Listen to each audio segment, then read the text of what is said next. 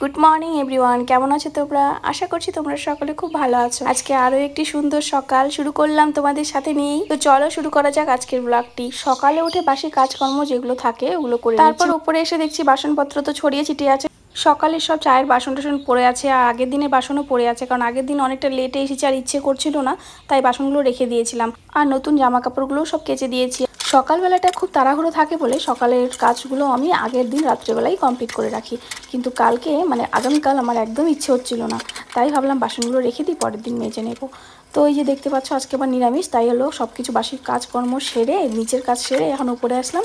এগুলো সব বাসনপত্র মেজে নিয়ে তারপর রান্নাঘরটা একবারে পরিষ্কার করে মুছে নিয়ে তারপর স্নান সেরে চলে আসবো আবার রান্নাঘরে। তো এই যে দেখতে পাচ্ছ সব কমপ্লিট মাজা, আর একটু ওভেনটাও মুছে নিলাম ভালো করে পরিষ্কার করে, একদম ক্লিন করে ডিপ ক্লিন করতে না আমার সবসময়ই ভালো লাগে। আর আমি রোজ দিনই কিন্তু সকালবেলাটা এইভাবেই পরিষ্কারটা করি, তাহলে কি সুবিধে হয়, আর একবারে আমার খাটনিটা হয় না যে একবারে রান্নাঘর যেদিন ধরবো তো পুরো পরিষ্কার করবো, এটা একটু খাটনিটা বেশি হয়। তার থেকে বলে রোজ রোজ পরিষ্কার করলে কি পরিষ্কারই থাকে, আর এদিকে খাটনিটাও কম হয়।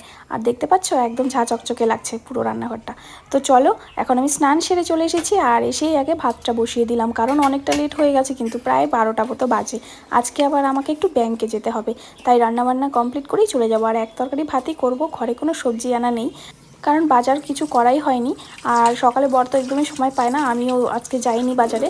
আর ভাবছিলাম যে সকালে একটু কিছু নিয়ে আসবো, কিন্তু আর যাইনি, ভাবছি নিরামিষের দিন আর কি করবো। তো সয়াবিন নিয়ে আসলাম আর আলু ছিল, তো আলু আর সয়াবিন বানাবো, আর এক তরকারি ভাতই করে যাবো, কারণ অনেকটা লেটও হয়ে গেছে। আর বর আবার বলেছে দোকান থেকে আসার পরে তুমি যেও, তাই বরকে একবার খাওয়া দাওয়া দিয়ে তারপর আমি এখন যাচ্ছি। আর টোটোর জন্য অনেকক্ষণ দাঁড়িয়ে থাকার কারণে টোটো না পাওয়ায় লাস্টে বরই এগিয়ে দিয়ে আসছে, কারণ 3টা বেজে গেছে। তারপর তো আসার সময় ব্যাংকের কাছ থেকে একটু মিষ্টি নিয়েছিলাম, আর আসার পথে টোটোতেই এসেছিলাম। টোটো থেকে নেমেই ফুচকা খেয়ে নিলাম একটু, আর তারপরে বাড়ি এসে একটু মিষ্টি খেয়ে নিলাম। ভেবেছিলাম দুজনে একসাথে খাবো, কিন্তু বর চলে গেছে দোকানে আগেই, কি করা যাবে। তারপর আমি বেরোবো, দেখি বৃষ্টি শুরু হয়ে গেছে। ভাই দোকানে যাওয়ার জন্য রেডি হয়েছিল, ভাইও দোকানে গেল না, বৃষ্টি শুরু হয়ে গেল। তো আমি ছাতা নিয়ে বেরিয়ে পড়লাম। আর ভেবেছিলাম বর হয়তো ছাতাটা নিয়ে গেছে, দেখছি না নেয়নি। দোকানে তো পৌঁছে গেলাম, এসে দেখছি আরো জোরে বৃষ্টি শুরু হয়ে গেল। যেহেতু এক সপ্তাহ পরে আমরা এক জায়গায় যাবো, তো বর বললো চলো তাহলে গাড়িটা নিয়ে আসি, গাড়ির কিছু কাজকর্ম বাকি আছে সেগুলো করে নিই। যেই বলে সেই কাজ, তারপর বেরিয়ে পড়লাম দুজনে। এদিকে দেখি মুষলধারে বৃষ্টি হচ্ছে, তো কি করা যাবে, বৃষ্টির মধ্যেই তো বেরিয়ে যখন পড়েইছি কাজটা করেই আসবো।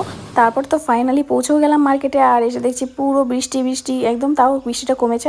এদিকে বর ঠিক মতো সব কাজকর্ম করে নিল।